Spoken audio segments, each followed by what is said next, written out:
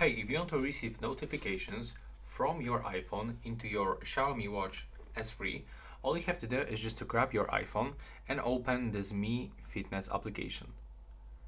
Then when you do this, accept all the permissions, then go into the device, now scroll down and move into the app notifications.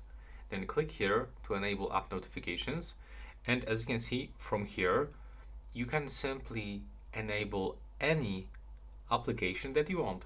So if you want to receive notifications from the messages, just click on the switcher. There we go. If from the TikTok, maybe from what we can also pick, JD application. Just enable any app that you have on your iPhone, your phone application at all.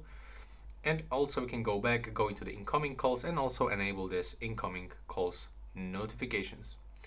And as you can see, that's how it looks. Right now, please subscribe to my channel and see you in the next one.